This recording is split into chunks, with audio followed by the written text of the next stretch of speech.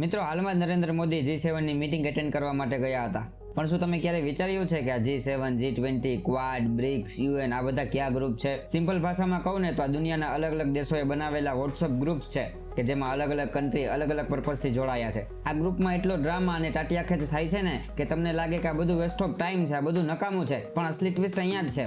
આ ચેટ ભલે ગમે તેટલી ફાલતુ લાગતી હોય, પણ આ ચેટનો પ્રભાવ દુનિયાના દેશો ઉપર ઘણી ખરી રીતે પડે છે.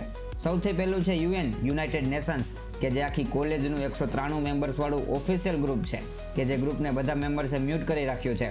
તેમાં 5 મેઇન એડમિન એટલે કે સિક્યુરિટી કાઉન્સિલ્સના મેમ્બર છે કે જેની પાસે વિટો છે. જ્યારે ગ્રુપમાં કોઈ પણ મેમ્બર્સ લડતા હોય ત્યારે શાંતિ રાખવાના સ્ટીકર મોકલી દે, બસ. અસલી પ્રોબ્લેમ ક્યારેય સોલ્વ નહીં કરે. પછી આવે છે G7, આ ક્લાસના અમીર અને દેખાડો કરતા છોકરાઓનું ગ્રુપ છે. આ બીજા લોકોને ફક્ત ફોટા પાડવા અને પોતાનો વટ દેખાડવા માટે જ બોલાવે છે. અને આપણું બ્રિક્સ ગ્રુપ કે જે પેલા અમીર છોકરાઓનું ગ્રુપ છે તેને કોમ્પિટિશન આપવા માટે આ નવું ગ્રુપ બનેલું છે. પણ ફની વાત એ છે કે આ ગ્રુપના બે મેઇન મેમ્બરો ઇન્ડિયા અને ચાઇના એકબીજાને ઓફિશિયલી બ્લોક કરી રાખ્યા છે, પણ ફરજિયાતપણે ગ્રુપમાં સાથે રહે છે. આ બધું સાંભળીને આપને એમ લાગે કે આ બધું તો ફક્ત ફોટા પડાવવા માટે છે, પણ ના, એવું નથી. આ ગ્રુપ જ્યારે એક્શન લે છે ત્યારે આખી દુનિયાની ઇકોનોમી હેલી જાય છે. જ્યારે રશિયા યુક્રેન વોર થયું ત્યારે G7ના મેમ્બરોએ મળીને એક ઝાટકે સ્વિસ બેંકમાં રહેલા રશિયાના $300 બિલિયન સીઝ કરી દીધા હતા. G20, આ ગ્રુપ પાસે દુનિયાની 85% GDP અને 75% ગ્લોબલ ટ્રેડ છે. 2008માં જ્યારે વૈશ્વિક મહામંદી આવી હતી ત્યારે આ જ બધા દેશોએ ભેગા મળીને ગ્લોબલ માર્કેટમાં $4 ટ્રિલિયન પંપ કર્યા હતા. પણ ભારત માટે આ ગ્રુપ કેટલા ઇમ્પોર્ટન્ટ છે?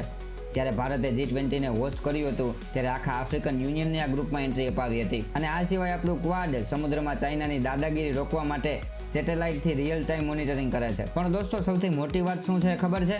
ગ્રુપ ભલે ગમે તેટલું બોરિંગ હોય, પણ અસલી મજા સ્લાઇડ ઇન્ટુ DM એટલે કે બાયલેટરલ મીટિંગ કરવામાં જ છે. જ્યારે આખી દુનિયાના 20 સૌથી મોટા લીડરો એક જ બિલ્ડિંગમાં ભેગા થાય છે ત્યારે ઓફિશિયલ સ્ટેટમેન્ટ તો ફક્ત મીડિયા માટે હોય છે. પાછળની બિલ્ડિંગમાં ચા કોફી પીતા પીતા પર્સનલ ડીલ, ડિફેન્સના કરારો અને ટ્રેડ થાય છે. એ જ સૌથી મોટી ગેમ છે. તમને શું લાગે છે, અત્યારના હિસાબે કોઈ નવું ગ્રુપ બનાવવું હોય તો દુનિયાના કયા 3 થી 4 દેશને તેના મેઇન એડમિન બનાવવા જોઈએ? તમારો વિચાર કોમેન્ટમાં જરૂર જણાવજો.